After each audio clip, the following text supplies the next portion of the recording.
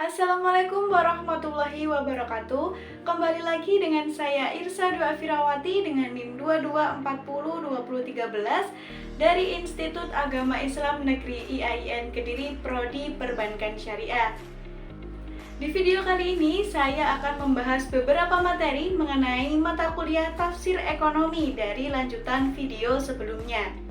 Jadi, apa saja yang akan kita bahas pada video kali ini? Mari kita simak bersama-sama. Jadi, di video kali ini kita akan membahas mengenai tafsir ayat asuransi, tafsir ayat perwakilan atau wakalah, lalu ada tafsir ayat modal, tafsir ayat wadiah, tafsir ayat gadai atau rohan, dan juga tafsir ayat pinjaman atau ariyah. Jadi, seperti apa penjelasannya? Jangan lupa simak terus videonya dan perhatikan seluruh penjelasannya. Baik, langsung saja ke materi yang pertama, yaitu mengenai tafsir ayat asuransi. Jadi asuransi ini dapat diartikan sebagai persetujuan di mana penanggung mengingatkan diri kepada tertanggung dengan mendapatkan sebuah premi. Premi ini digunakan untuk menggantikan kerugian atau tidak diperolehnya keuntungan yang diharapkan. Yang hal ini dapat diderita karena peristiwa yang tidak diketahui lebih dahulu. Jadi asuransi ini juga dapat dilihat atau dipandang dari sudut ekonomi, yang berarti bahwa asuransi merupakan suatu metode untuk mengurangi risiko dengan jalan memindahkan atau mengombinasikan ketidakpastian akan adanya kerugian sebuah keuangan. Lalu saya menyertakan salah satu dari ayat Al-Quran yang telah menafsirkan mengenai asuransi, yaitu Al-Quran Surah An-Nisa ayat 9 yang berbunyi A'udzubillahi minasyaitonirrajim, Bismillahirrahmanirrahim. Waliyakhshalladzina law taraku min khalfihim dzurriyyatan dhi'afan khafu 'alaihim falyattaqullaha walyaqulu qawlan sadida. Yang artinya, dan hendaklah takut kepada Allah orang-orang yang seandainya meninggalkan di belakang mereka anak-anak yang lemah, yang mereka khawatir terhadap kesejahteraan mereka. Oleh sebab itu, hendaklah mereka bertakwa kepada Allah dan hendaklah mereka mengucapkan perkataan yang benar. Al-Quran Surah An-Nisa ayat 9. Jadi pada ayat tersebut menggambarkan kepada manusia yang berpikir tentang pentingnya planning atau perencanaan yang matang dalam mempersiapkan hari ke depan. Hal ini menekankan perlunya memberikan perlindungan, perhatian, dan keadilan terhadap anak-anak yang telah menjadi tanggung jawab mereka. Dan salah satu caranya adalah dengan berasuransi. Terdapat beberapa unsur-unsur di dalam asuransi. Yang pertama adalah pihak tertanggung, yaitu pihak yang berjanji untuk membayar uang premi kepada pihak penanggung. Lalu yang kedua ada pihak penanggung, yaitu pihak yang berjanji akan membayar sejumlah uang atau santunan kepada pihak tertanggung, sekaligus atau secara berangsur-angsur apabila terjadi sesuatu yang mengandung unsur tak tertentu. Lalu yang ketiga ada suatu peristiwa atau asiden, yaitu suatu peristiwa yang tak tertentu atau tidak diketahui sebelumnya. Jadi peristiwa ini terjadi secara tiba-tiba. Dan yang keempat adalah kepentingan yang mungkin akan mengalami kerugian karena peristiwa yang tidak diketahui. Jadi teman-teman, ada berbagai macam jenis asuransi yang dapat kita gunakan di kehidupan ini. Yang pertama ada asuransi jiwa, lalu ada asuransi dana pensiun, asuransi untuk kebakaran, bahkan ada pula asuransi untuk properti. Bahkan selain dari asuransi-asuransi yang saya sebutkan, masih terdapat banyak sekali jenis dari asuransi untuk melindungi keselamatan kita di masa yang akan datang. Pokok pembahasan berikutnya mengenai tafsir ayat wakalah. Jadi apa sih wakalah itu? Wakalah adalah suatu akad di mana pihak pertama menyerahkan kepada pihak kedua untuk melakukan suatu perbuatan, yang perbuatan itu bisa digantikan oleh orang lain pada masa hidupnya dengan suatu syarat-syarat tertentu. Nah, jadi ketika terjadi penyerahan atau pergantian atas kuasa yang harus dilakukan seseorang, tetapi orang tersebut meninggal dunia, yang hal ini sama juga dengan wasiat, maka hal itu tidak dikatakan wakalah. Salah satu ayat Al-Quran yang menjelaskan mengenai wakalah terdapat dalam surah Yusuf ayat 93 yang berbunyi A'udzubillahi minasyaitonirrajim Bismillahirrahmanirrahim Idhabu biqamisi hadza fa'alqu hu ala wajhi abi ya'ti basiron, yang berarti pergilah kamu dengan membawa baju gamisku ini, lalu letakkanlah dia ke wajah ayahku, nanti ia akan melihat kembali. Al-Quran Surah Yusuf ayat 93. Jadi ayat tersebut memang secara eksplisit tidak menyebutkan wakalah. Tetapi masalah yang terkait merupakan salah satu contoh wakalah di mana di sini Nabi Yusuf memerintahkan saudara-saudaranya untuk membawa baju gamisnya dan meletakkan di wajah ayahnya, yaitu Yakub. Lalu bagaimana rukun dari wakalah ini? Yang pertama adalah adanya orang yang mewakilkan atau disebut muwakil, yang mempunyai syarat harus berstatus sebagai pemilik urusan atau benda dan menguasainya serta dapat bertindak terhadap harta tersebut dengan dirinya sendiri. Lalu yang kedua ada wakil, yaitu orang yang mewakili. Syarat orang yang mewakili adalah harus berakal dan sehat akalnya, tidak idiot, gila, atau belum dewasa. Jika tersebut terjadi, maka wakalah ini batal. Yang ketiga adalah muwakafi, yaitu sesuatu yang diwakilkan. Dengan syarat pekerjaan atau urusan itu dapat diwakilkan dan dapat digantikan oleh orang lain. Lalu yang kedua, pekerjaan itu harus dimiliki oleh muwakil sewaktu akad wakalah. Dan yang ketiga, terdapatnya sigot yang jelas mengenai hal perwakilan. Jadi jelas apa yang harus diwakilkan dan siapa yang mewakili. Jadi salah satu penerapan dari prinsip wakalah ini terjadi pada perwalian akad pernikahan, di mana ayah dari mempelai wanita telah meninggal dunia. Maka saudara lainnya atau penghulu dapat mewakilkan ayah dari seorang mempelai wanita tersebut untuk menikahkannya. Jadi itu merupakan salah satu contoh penerapan dari prinsip wakalah. Oke teman-teman, selanjutnya adalah pembahasan mengenai tafsir ayat modal. Pengertian modal dalam konsep Islam berarti semua harta yang bernilai pada pandangan syar'i, di mana aktivitas manusia ikut berperan serta dalam usaha produksinya dengan tujuan pengembangan. Istilah modal ini tidak harus dibatasi pada harta ribawi saja, tetapi ia juga meliputi seluruh atau semua jenis harta yang bernilai yang terakumulasi selama proses aktivitas perusahaan dan juga pengontrolan perkembangan pada periode-periode lain.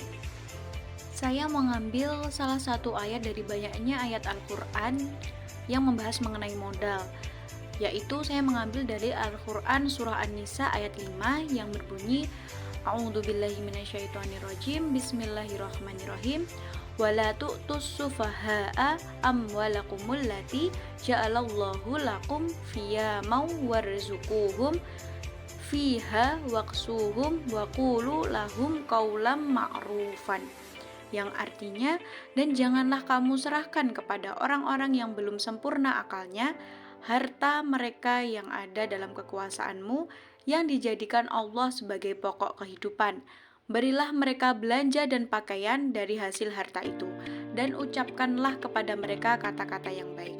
Al-Quran Surah An-Nisa ayat 5. Jadi pada ayat tersebut, Allah menasihati kita untuk tidak menyerahkan harta yang telah dijadikan pokok atau modal kehidupan secara mentah-mentah kepada orang lain, namun memberikan panduan agar kita dengan memberikan bantuan dengan penuh kebijaksanaan. Jadi ayat tersebut terdapat perintah untuk menggunakan modal secara optimal dan juga bijaksana. Jadi modal ini memiliki berbagai macam fungsi. Modal jika digunakan secara optimal dan juga bijaksana dapat digunakan sebagai satu untuk memulai usaha. Lalu yang kedua untuk meningkatkan produksi modal. Meningkatkan produksi modal ini dengan seperti membeli peralatan baru yang bertujuan untuk meningkatkan hasil produksi. Lalu yang ketiga untuk membayar hutang dari sebuah pinjaman. Dan yang keempat untuk membayarkan dividen kepada pemilik saham dan juga investor sebuah perusahaan. Nah, teman-teman, terdapat dua macam modal yang dapat kita gunakan. Yang pertama adalah modal sendiri, dan yang kedua adalah modal asing atau pinjaman. Modal sendiri ini adalah modal yang diperoleh dari pemilik usaha itu sendiri.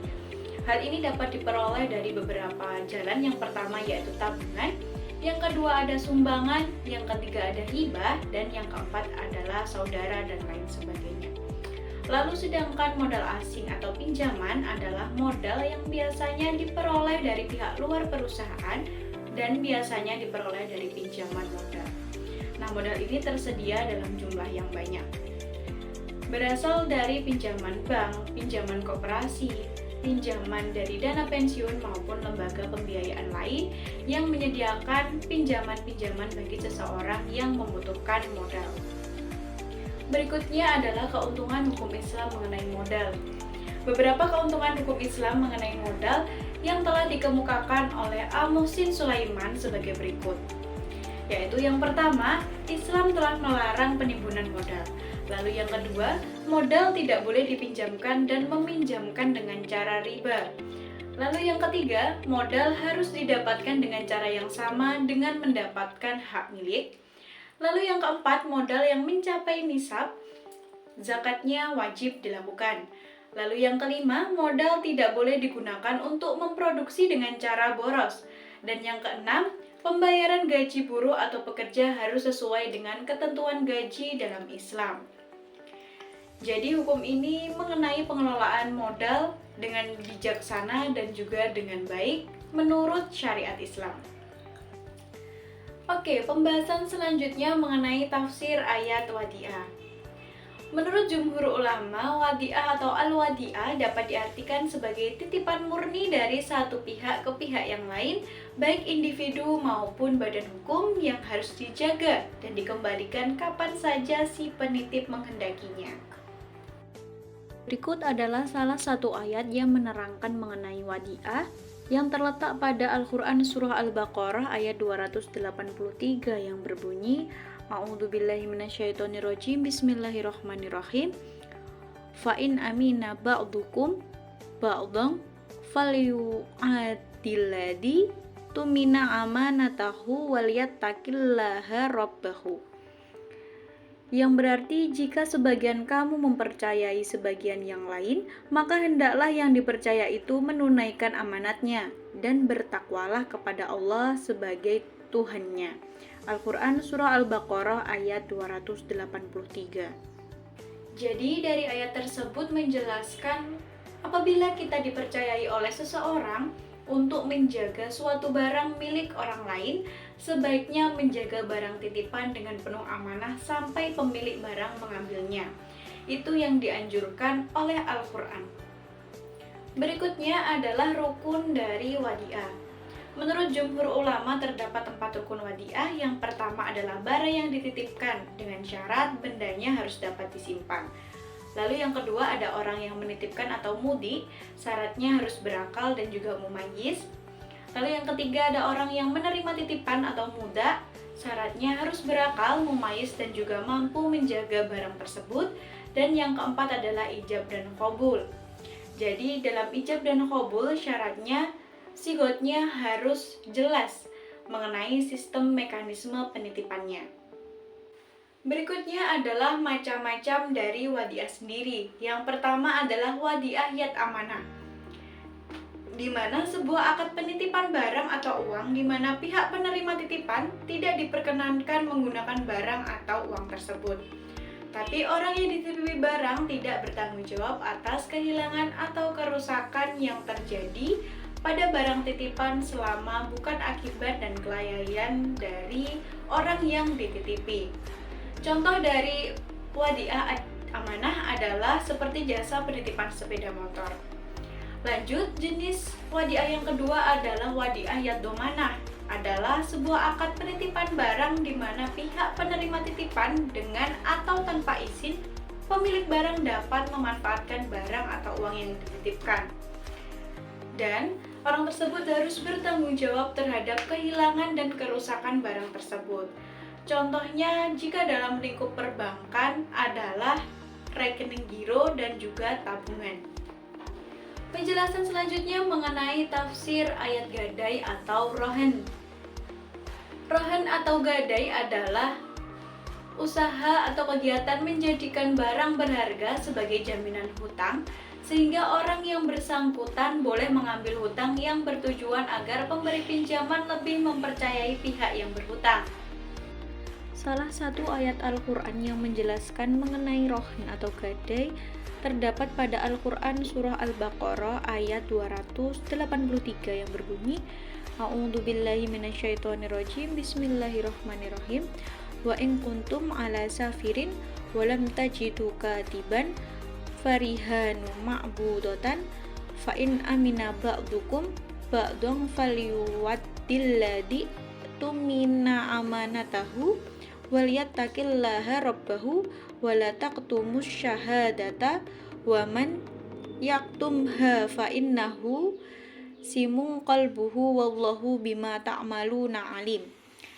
Yang berarti, jika kamu dalam perjalanan dan bermuamalah tidak secara tunai, sedang kamu tidak memperoleh seorang penulis, maka hendaklah ada barang tanggungan yang dipegang atau oleh yang berpiutang.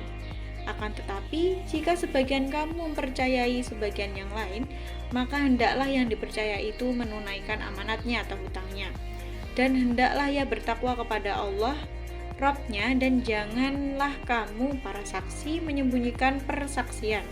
Dan siapa yang menyembunyikannya, maka sesungguhnya ia adalah orang yang berdosa hatinya. Dan Allah mengetahui apa yang kamu kerjakan. Al-Quran Surah Al-Baqarah ayat 283. Jadi pada ayat ini membahas mengenai ketentuan dalam bertransaksi ketika tidak ada seorang penulis atau saksi resmi. Jika dalam perjalanan atau berurusan transaksi secara kredit, maka harus ada barang tanggungan yang dipegang oleh yang berhutang. Jika ada kepercayaan antar pihak, yang dipercayai harus menunaikan amanatnya dan bertakwa kepada Allah.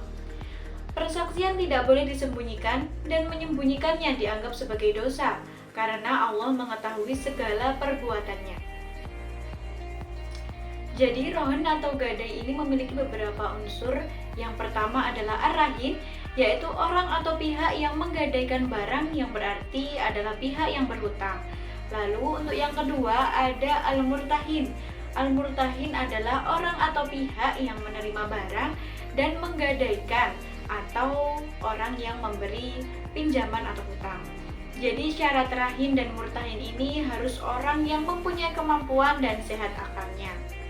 Lalu unsur yang ketiga adalah al-marhun, yaitu benda atau barang yang dijadikan sebagai pinjaman hutang. Syaratnya, barang ini dapat dijual dan juga diserahkan kepada orang yang meminjamkan hutang. Lalu unsur yang keempat ada al-marhun bihi, yaitu uang yang dipinjamkan lantaran ada barang yang digadaikan. Syaratnya hutang ini harus dapat dihitung jumlahnya. Dan yang terakhir ada unsur al-aqd, yaitu sebuah akad ijab qabul atau kesepakatan untuk melakukan transaksi gadai atau rohen. Sigot dari rohen ini syaratnya tidak boleh terikat dengan syarat tertentu dan waktu tertentu, karena hal ini dapat menjurus kepada riba. Jadi untuk menghindari semua itu, maka dalam persyaratannya tidak terikat oleh syarat tertentu dan juga waktu tertentu. Rohen atau gadai memiliki beberapa manfaat di tengah permasalahan ekonomi yang ada pada masyarakat. Beberapa manfaat itu adalah yang pertama, rohen sebagai antisipasi kredit macet, yang kedua, sebagai produk non-riba, yang ketiga, keamanan bagi pemberi pinjaman, yang keempat, sebagai pemenuhan kebutuhan keuangan, dan yang kelima, rohen sebagai jaminan keamanan pinjaman. Oke teman-teman, selanjutnya kita akan membahas tafsir ayat ariyah. Jadi apa itu ariyah? Ariyah adalah peminjaman yang mana membolehkan kepada orang lain mengambil manfaat dari sesuatu yang halal secara cuma-cuma atau dengan tujuan menolong dengan tidak merusak zat barang tersebut dan dikembalikan setelah dipergunakan manfaatnya di dalam keadaan tetap dan tidak rusak zatnya.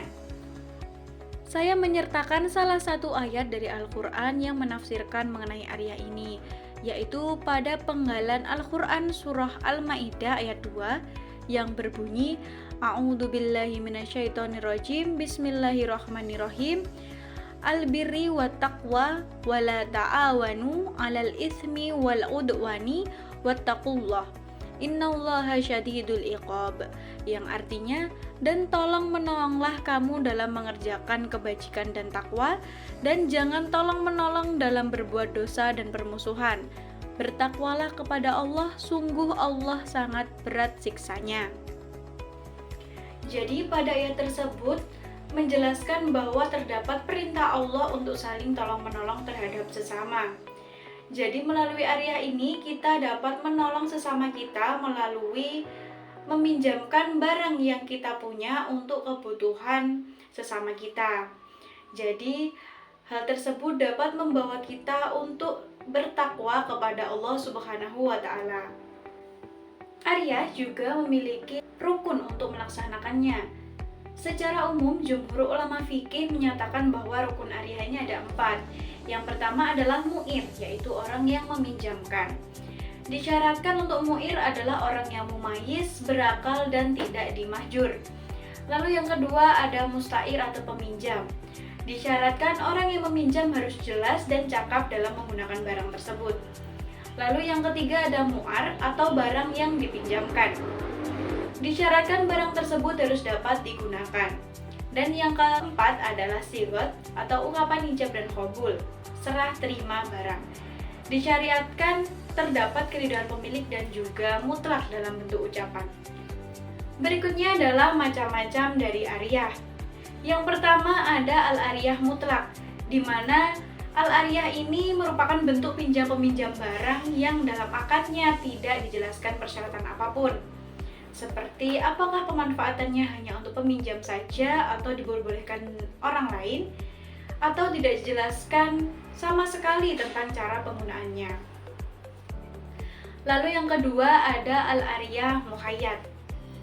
Al-ariyah muqayyad ini adalah suatu kegiatan meminjamkan suatu barang yang dibatasi dari segi waktu dan kemanfaatannya, baik disyaratkan pada keduanya maupun salah satunya. Jadi berikut teman-teman pembahasan lanjutan dari materi tafsir ayat ekonomi Islam. Semoga video ini dapat bermanfaat bagi teman-teman semua. Cukup sekian, saya Irsa Dwi Afirawati pamit undur diri. Wassalamualaikum warahmatullahi wabarakatuh. See you.